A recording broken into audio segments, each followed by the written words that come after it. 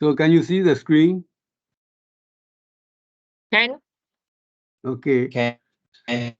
So neoplasia is we'll go first. I mean, I will not go in detail, but because sorry, you have already have a lecture and listen, I will go through the important areas. So neoplasia, first of all, you need to know what is neoplasia. So definition.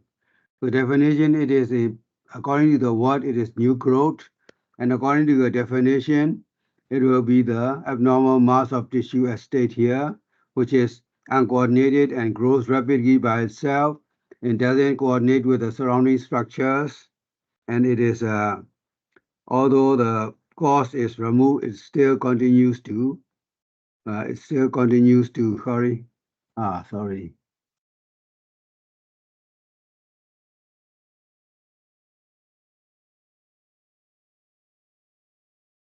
Oh, where is that? Okay, yeah. So sorry, the site. Oh, this is the second one. Sorry. You have to go to the first one. Okay, can you see the screen now? Hello? Can you see the screen now? Can. Okay, okay. Can. So the definition is important.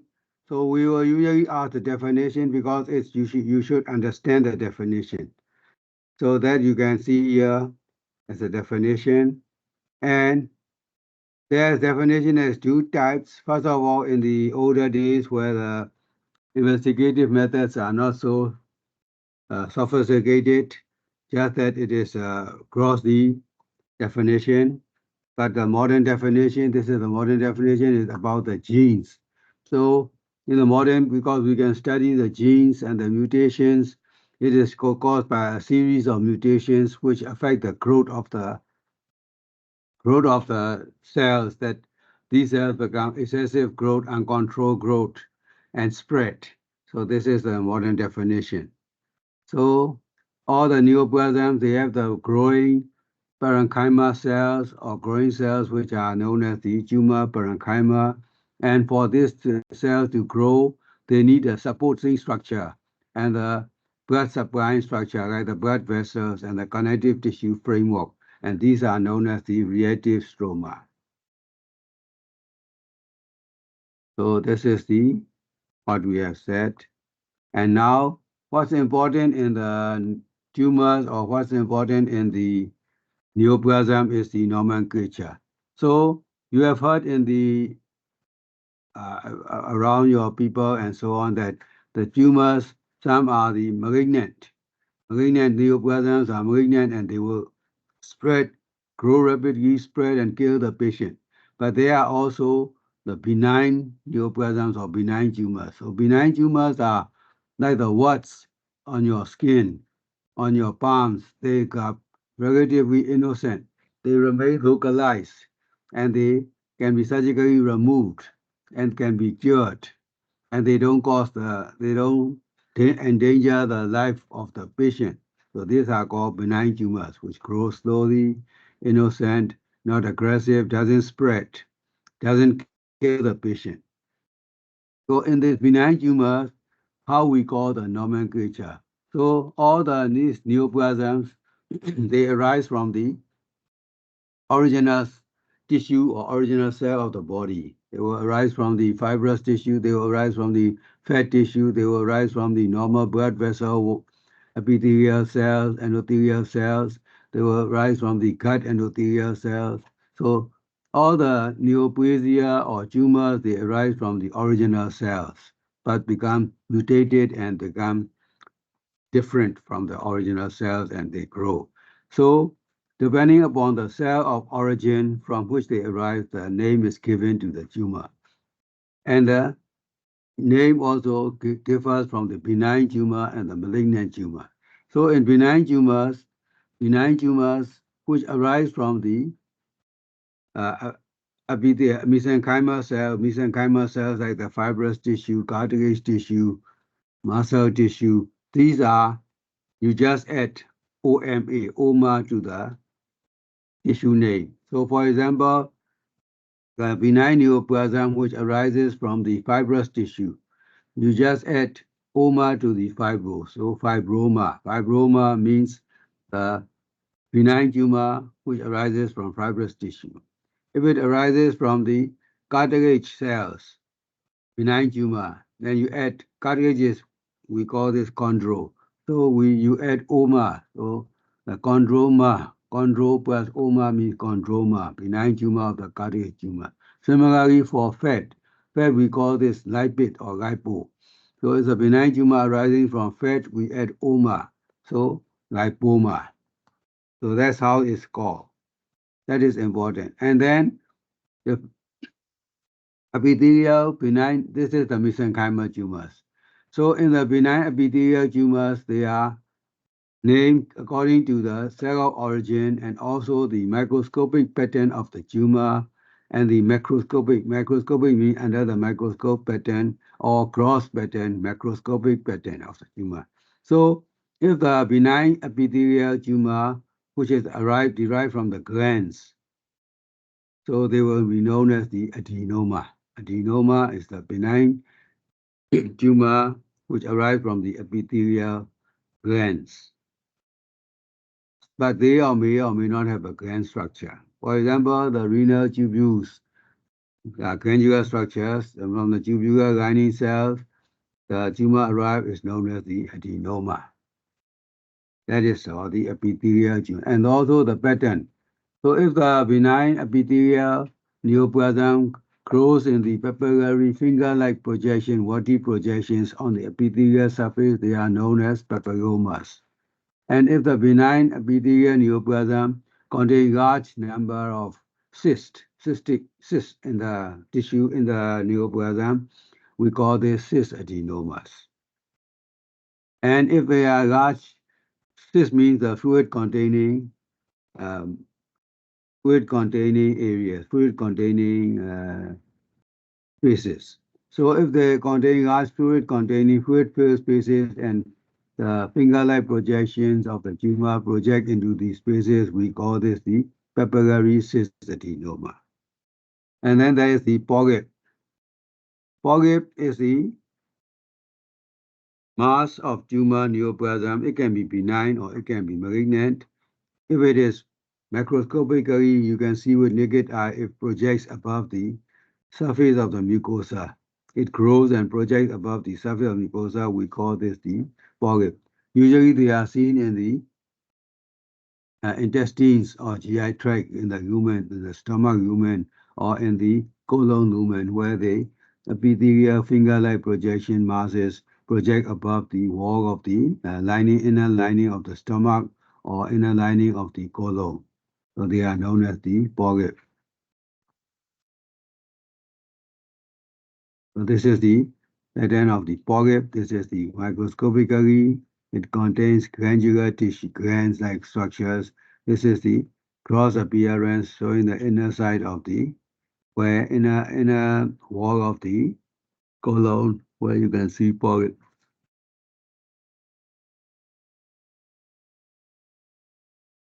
And now we go to the malignant tumors. Malignant tumors are what we call in the layman term around surrounding people, we call this the cancer. The word cancer that we use is the malignant tumor. So malignant tumor cancers are usually we refer to the epithelial malignant tumors which arise from the epithelium. Those arising from the mesenchymal tissues are known as sarcomas.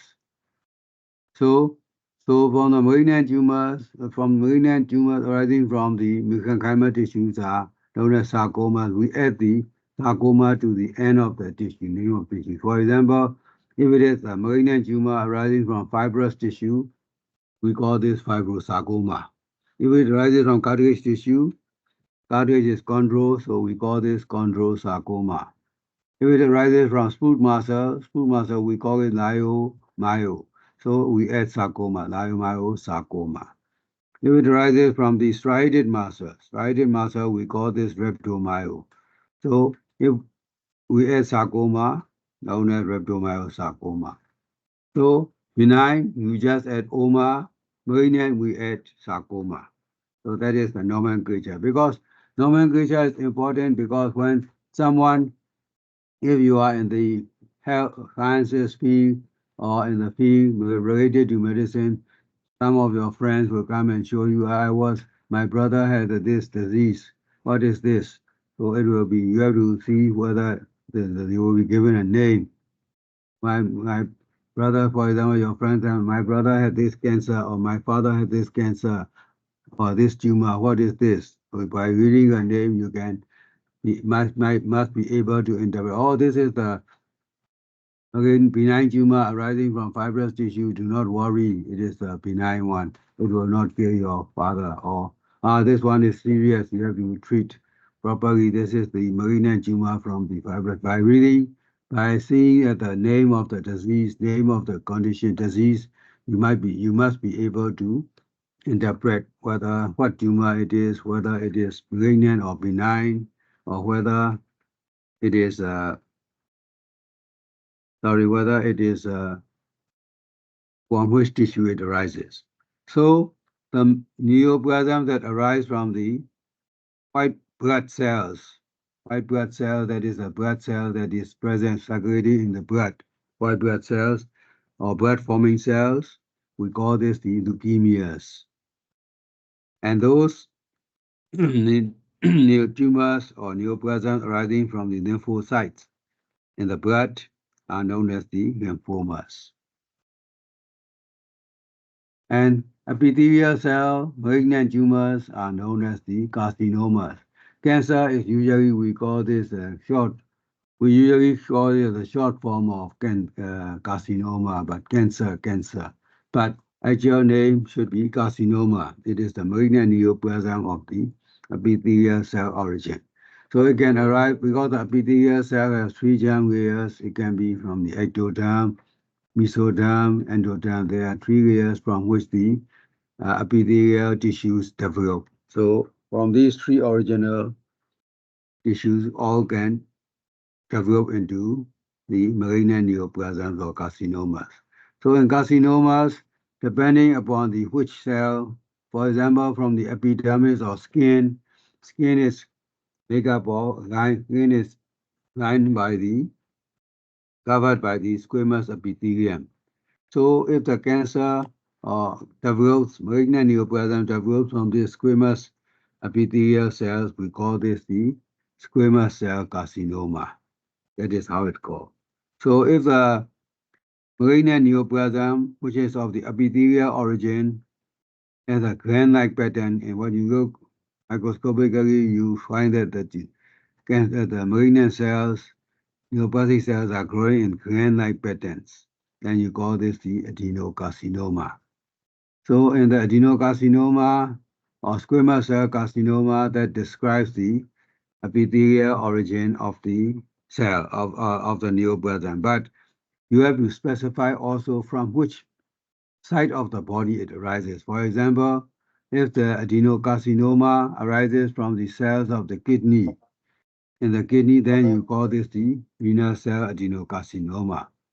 If the squamous cell carcinoma arises in the respiratory tract, in the bronchus or air passage, we call this the bronchogenic squamous cell carcinoma. So that's how the nomenclature name is given. And the malignant tumors where you cannot see, where you cannot where you cannot say from which cell of origin because they are don't their morphology, their appearance is unlike any other cells, and you cannot say from which tissue it arises. You call this the undifferentiated malignant tumor. And there can be mixed tumors, sorry, where there will be a tumor will have two types of tissues. Sorry. So, for example, the salivary gland mixed tumor from the salivary gland or the gland that produce saliva can have the epithelial component neoplastic cells and also the mesenchyma. Mesenchyma will appear like the myxoid tissue, myxoid stroma. and contain cartilage and bone. So the tumor which contains two types of cells from which which it arises. For example, one type of cells will be arising from the epithelial origin, and another type of cell will arising from the mesenchymal origin, maybe cartilage or bone or myxoid stroma. Then we call this mixed tumor. And teratoma. Teratoma is the neoplasm that arises from the more than one germ in the epithelium. There are in the germ cell layer, there are three germ cells there. So if the neoplastic tissues are arising not from only one type of cell or one germ layer, but more than one germ layer, it may be from two germ layer or from all three germ layer, is known as teratoma. So this tumor may contain neoplasm cells arising from the one germ from all the three germ layers. Usually this type of tumor or teratoma we can see in the female ovary, and also in the male they will be in the testes. So there are names. This is the normal nomenclature or name that we given to the neoplastic tissue or neoplasms. And this is the general concept of giving the names, nomenclature. But they are inappropriately named one. They don't then names that doesn't follow this this rules. But because they have been used for a long time, they are accepted. Although the name is a misnomer, usually according to the name giving principle, it's wrong. For example, uh, tumor neoplasm arising from lymphocytes, lymphoma, is the malignant tumor. But because it ends in oma, it will sound like it is a benign tumor, but it is malignant tumor. So this is the wrong, inappropriate nomenclature, but because it's been used for so long time, decades, even century, it is the accepted name. Similarly, melanoma, although ending in oma, it is the malignant tumor of the melanocytes or color-forming cells in the skin. Mesothelioma, also malignant tumor of the pleural cells on the chest cavity. And also seminoma, malignant tumors of the testicular testis cells. So these are the wrong misnomer, but accepted and used up till nowadays because they have been used for a long time. And this type of neoplasm is hematomas. Hematomas is they are benign mass. They are benign masses, but not a true neoplasm. They are usually developmental malformation because they consist of all the tissues that should be belong to that area, to that site, but they are disorganized. They are not formed properly. So although the tissues are of the area are present where they should be, but they are not properly formed, they are not properly organized. These are known as the hematomas. Choristoma. Choristoma is the group of tissue, rest of cells or tissue, piece of tissue that is situated in the area that it shouldn't belong to. For example, here is showing the glioblastoma of the tongue in the picture. This is a small mass. So, which means that this small mass contains glial tissue. Glial tissue is a form of connective tissue that is only present in the brain, but it is now present in the tongue as a mass. So it's a misplaced one. This glial tissue should not be in the tongue; it should be present in the brain. So this misplaced glial tissue present on the tongue. So such misplaced tumor masses or misplaced masses are, we call this heterotopic rest of cells or heterotopic masses. They are known as the choristoma. This is to show the microscopically the one that we have talked about, mixed tumor, where you can see the myxoid. These pale areas are the myxoid areas or the mesenchymal component, and this cellular, more darker areas are the cell group of cells which are the epithelial cells. So they are mixed two types of tissue. And this is to show the teratoma of the ovary. This is a gross appearance of ovaries cystic mass which contain a tooth-like structure and also some hairs. So these are derived from the uh, three germ layers. For example, in this is a microscopy, you will find that it contains skin. This is our overlying layer is the skin. And also contains the sebaceous glands underneath that. These are the sebaceous glands. And also some fat cells. These are the fat cells.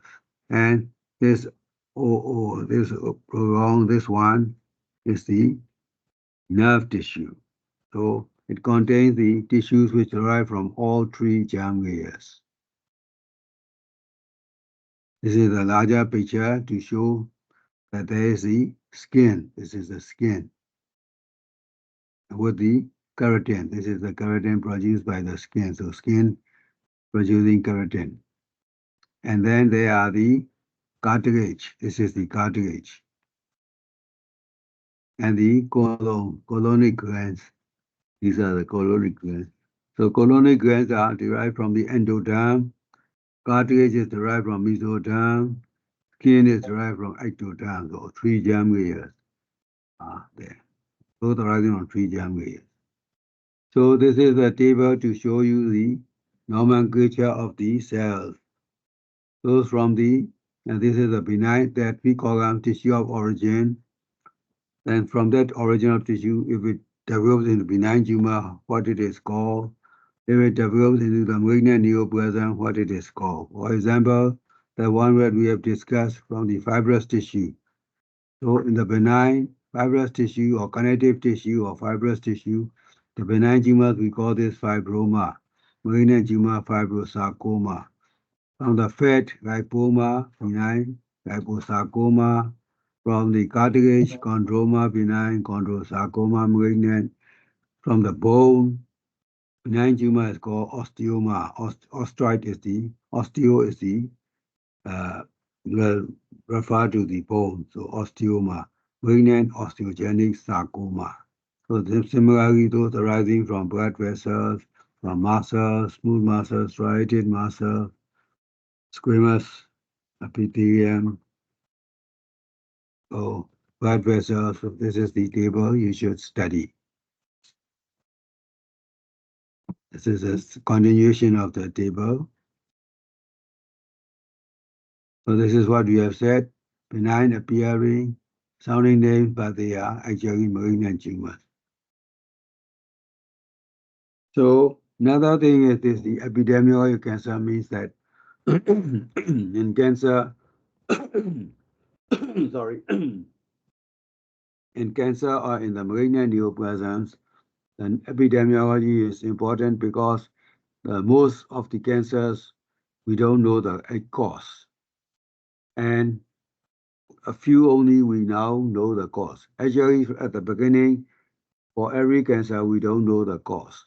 But we come to know the cause because of the epidemiology study. Epidemiology is a study where this is a public health study. Public health study where it studies which diseases are common in which places, which areas, and how, associated with which conditions. So this epidemiological study, for example, we now know that cigarette smoking causes lung cancer. So at first, we don't know that, but when the epidemiology study, we found out, the researchers found out that cigarette smoking increase in number, increase incidence in the people who smoke. And then they do the study. People who smoke, they follow these patients for many years. And those who don't smoke and compare, and they found out that those who smoke have a more increased risk or increased incidence of developing cancer, lung cancer.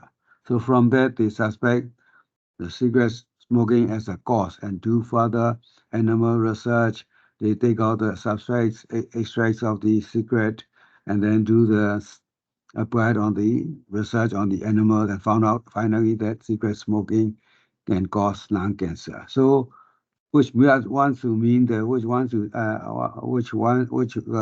emphasis is that in cancer study epidemiology is important. For another example is the hepatitis B. So first of all, the researchers found out that there is increased incidence of liver cancer in the Southeast Asia. So in Southeast Asia, why increase liver cancer? And they associate that liver cancer cases increase in areas where there is increased incidence of hepatitis B infection areas, where areas where there is increased rate of hepatitis B infection. So they try to correlate and they do research following the hepatitis B infected persons or carriers, and they follow up for years and found that these people develop into liver cancer. So they can correlate liver cancer to hepatitis B, and further studies, more research, and also laboratory research, in-depth research will show that hepatitis B can cause the liver cancer. So this means that in this cancer, to fight against cancer, to know the cause of cancer, to prevent the cancer, epidemiology of cancer is important. Similarly, in female cervical cancer is associated with viral infection, human papilloma V. That also, they try to correlate the human papilloma V virus infected persons. They follow up and then found out that they develop into cervix cancer. So that's why the epidemiology study of cancer is important. And in the world, cancer is still the very important disease. And they project that by 2030, there will be 21.4 million cancer-related deaths. The cancer cases worldwide, 21.4 million, and cancer-related deaths will be 13.2 million. So it's an impact on the health of the world. So this diagram is to show the incidence. First of all, on the left is the incidence of the cancer in the males and females. For example, in the males, the most common cancer is prostate, 27%, followed by lung cancer, 14%. In the female, the most common cancer is breast cancer, 29%, followed by lung cancer, 13%. So that is the incidence of cancer that occurs in between male and female. The diagram on the right shows the cancer deaths in the different sexes. So in the males, the cancer that kill most are the lung cancer, 28%. And in the female, the cancer that kills most is also the lung cancer, 26%. Which comparing these two diagrams is to show you that the most common cancers may not be the killing cancers. For example, in the male, the prostate is the most common cancer, but the most common cancer that kills the man is lungs, 28%. In the female also, breast cancer is the most common cancer occurring in females, 29%. But the cancer that kills most in the female is lung cancer, 26%.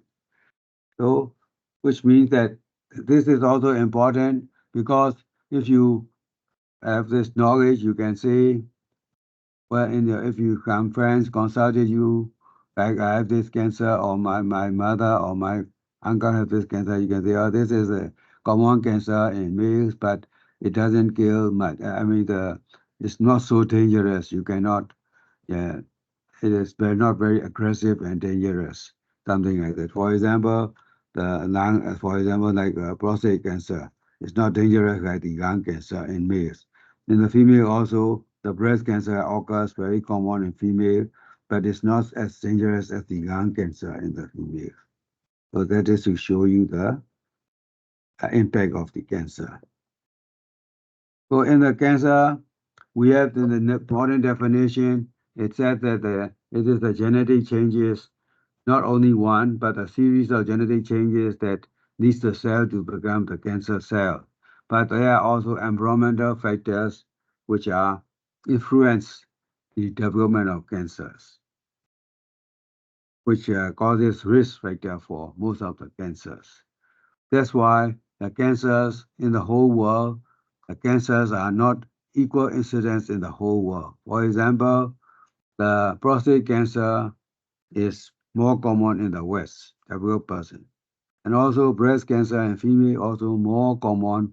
Incidence is more high in the West than in the East.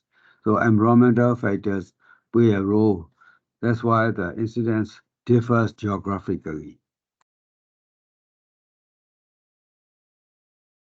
So the environmental factors, among the environmental factors, the important factors which give a risk of developing cancers or malignant neoplasms is one is the infectious agents. Infectious agents like the hepatitis B virus infection, human papilloma V virus infection, they can cause the cancer. They causes the increased risk for development cancer. Not to say that once you're infected, you develop cancer, not that, but if it be infected with these organisms, you have an increased risk for developing the cancer.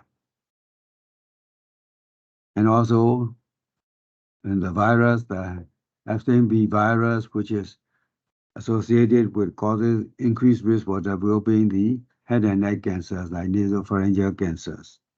And next is the several smoking. Smoking causes lung cancer, but not only lung cancer, but also cancer of the tissues which are being exposed by the cigarette smoke. That is, when smoking, you are exposed to the mouth.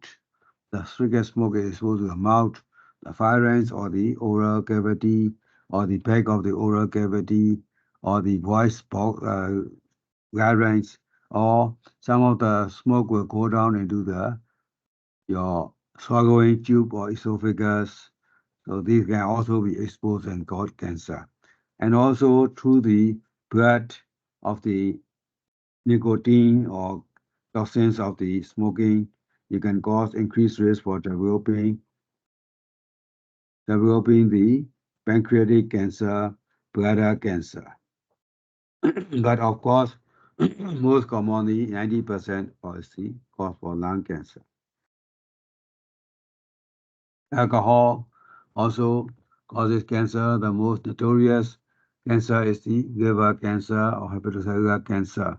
But it can also cause cancer in areas where it is come in touch, like the oral cavity, or in the larynx, or in the swallowing tube esophagus. And diet also can be related. Some studies say that diet is related to the risk of cancer developing. For example, increased animal fat intake can be associated with certain cancers. Obesity is definitely associated with cancer, and in the males, it is associated in 52%, females, and 62% of death due to cancer, they are obese, associated with obesity, or they are obese people. And 14% of cancer death in men, 20% of cancer in women can be attributed to obesity. And next is the reproductive history. Reproductive history is it influences the cancers which develop in the sex organs of the male, sex organs of the female. Sex organs of female like the breast, uterus, cervix. So these are associated with reproductive history. For example, in the female, the mother, the woman who have many children and breastfed each children after birth and every children, this woman has the least risk, almost no risk of developing breast cancer. But if the woman has no children, either married or not married, have no children, or have one few children and doesn't breastfeed the child, there's an more increased risk of developing breast cancer. So that is reproductive history is also associated. And then the environment, and we live in an environment where there is a lot of cancer-causing agents. For example, in the atmosphere, there are pollutants. These pollutants, like the haze coming from the burning of charcoal or wood, these haze, when we breathe for a long time, can cause lung cancer or respiratory tract cancer. And also the cancer-causing agent can present in your workplace, in the food that we eat, or in the personal practice. So in the environment, like in the air, like the haze, or in the outside, like even the sun rays containing UV rays, and these UV rays, some variant of the UV rays or some type of UV rays can cause cancer. And the water that you drink, those people who drink the well water, some of the well water can contain arsenic, like some areas in Bangladesh. And also the medications can also cause cancer. Those patients who have to take medications like methotrexate for the joint pains, autoimmune diseases, this methotrexate can cause cancer. And in the work environment, so in the 2-3 decades ago, in the building environment, the ceiling boards are used by asbestos, and this asbestos causes the lung and the pleura or lung cavity cancer. So nowadays, asbestos is banned from using in the ceiling boards. So building workers are exposed to this asbestos in those days and causes lung cancer. Similarly, personal practice, those who like grilled food, barbecue food, and this grilled food or grilled meat or barbecue food have a hydrocarbons due to the overcooking, overheating, or of the overgrilling of the meat, and that is carcinogenic. And those taking high-fat diet and alcohol, these personal lifestyle practices, some of them can cause cancer. So this and occupation, of course, in most of them people are exposed to the cancer-causing agents due to the occupation. And because they are exposed during occupation, a person will be doing this same occupation for 10, 20, 30 years. So he is exposed daily to this agent. So they will definitely develop the cancer. So this table shows the agents which causes chemical agents or compounds which causes cancer. And this is the cancer that in the middle column is a cancer that they can cause.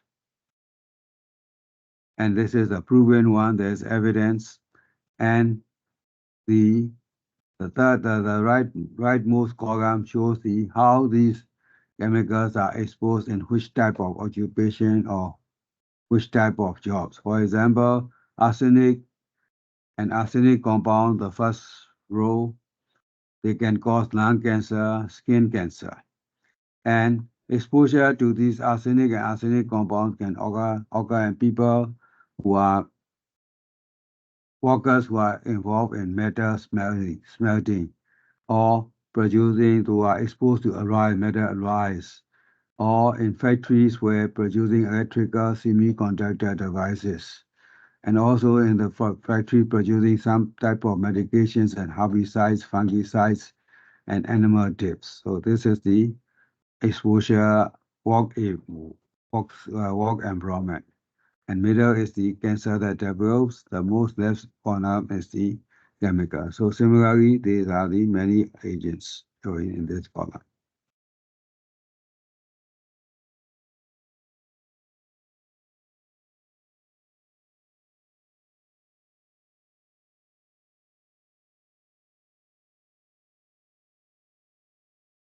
So age is also important because, as you all know, most of the cancers occur in the old age. A person gets older, the more chance you develop cancer. But there are also, you have to know that there are certain groups of cancers, small group of cancers which occur only mainly in children. The cancer gets accounts that occurs mainly in children. So they are different from the adult cancers, like the small round blue cell tumors like neuroblastoma, Wilms tumor, retinoblastoma, acute leukemia, rhabdomyosarcoma. They are not so common, but they are localized mainly to the children.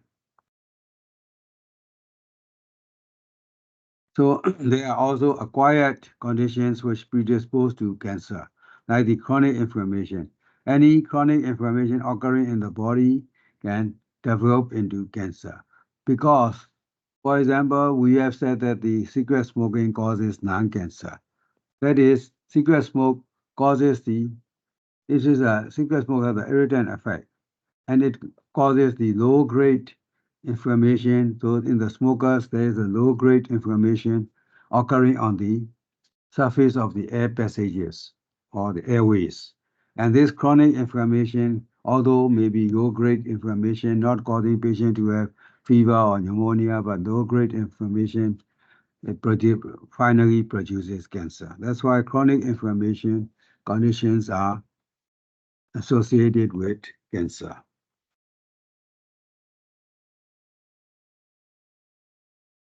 And also in gastritis and the stomach ache, some people you have indigestion, some people will have a periodic long-term stomach ache, the pain in the epigastrium or pain below the sternum.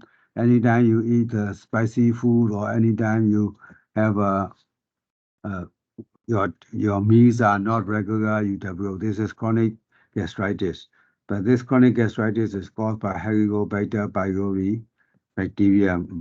80 to 90% of cases are caused by this bacteria. So this infection causing this inflammation of the stomach can also lead to the stomach cancer. So that is one example of association of, okay. So these are the chronic inflammatory states where they can cause cancer. And this is the agent that cause. First of all is the condition, chronic inflammatory condition. The middle column is the where it causes which cancer. And the right side column is the agent that causes the chronic inflammation. And there are precursor lesions, like the metaplasia that we get taught in the cell response. If the cell changes to other cell type, that changes or metaplasia, that change predispose to the cancer development. It occurs in the lower end of the swallowing tube or esophagus. It can occur in the stomach. And this is the metaplasia associated with the cancer development. And next one is the benign neoplasm. Benign neoplasm, although it is benign, doesn't kill the patient, it is small, very slowly progressive, but it can change to the malignant cancer. So benign cancers by themselves are innocent. They will not kill the patient, but when they are the precursor for changing to malignant cancer, and they can change to malignant cancer. And immunodeficiency states, because in the cancer, we have said that the gene abnormality starts before cancer develops. So this gene abnormality occurring in cells are usually taken care of and removed by the immune system of the body. So if there is an immune deficiency, these cells cannot be removed and they will have further genetic changes or mutations developing and finally lead to cancer. So immunodeficiency states are also associated with cancer. So there can be, because in the cancer development, there are interaction between the genetic changes. Genetic changes are also main cause for cancer, and genetic structure or genetic setup of a person also plays a role in cancer, plays a role in developing the cancer, but it had to be interact with the environmental factors. So the inherited genetic factors and the environmental factors, acquired factors, interact to form the cancer. So both are important in each aspect. Some persons, they have genetically, they are prone to develop cancer, but because they are not exposed to the main environment factors that can cause the cancer, they, their whole life, although they are prone to cancer, they don't develop cancer. So that's why it is the interplay of interaction of these genetic and acquired factors. And the genetic is important in some cancer, like the breast cancer. Breast cancers nowadays, there is abnormal abnormal genetic genes like BRCA1 and 2 genes, which if they are abnormal genes inherited, they are most definitely likely to develop cancer. So, okay. So that will be for cancer. So in the next lecture of neoplasia will be on the you have now idea that there is the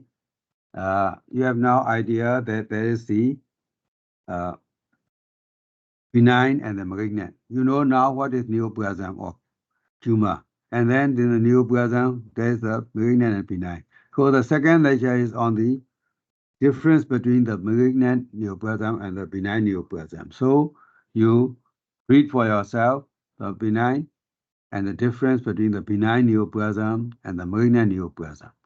And we will, if we have the next, if the coordinator arrange the next online discussion, we will discuss about these benign and malignant neoplasms. Okay. Okay, thank you.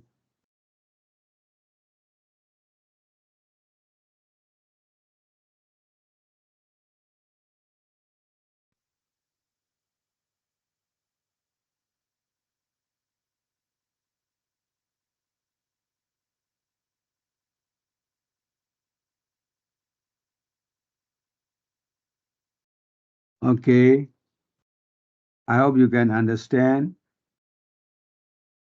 Thank you. Well, next time when we will please request if you want to meet. Well, I think now in the current few weeks, we 1 2 weeks we don't have this teaching slot or online slot, so you can request the coordinator for further discussions if you want to have time. Not in the It may be not in the what you call the school time. You can arrange with the coordinator and me to have the whenever you have a free time to have a discussions. Okay. Any questions? And Prof, before our exam, you will give us Hmm. Yeah, tutorials. of course, definitely. Of course, I'll give a tutorial. Definitely. Don't worry. Okay. Thank you. Okay. Okay then. Bye bye. Thank you, Prof. Thank you. Thank you, Okay. Prof. Thank you. Bye bye. Bye. Bye bye. Bye bye. Thank Bye you. bye. Thank you. Thank Thank you. you. Thank you.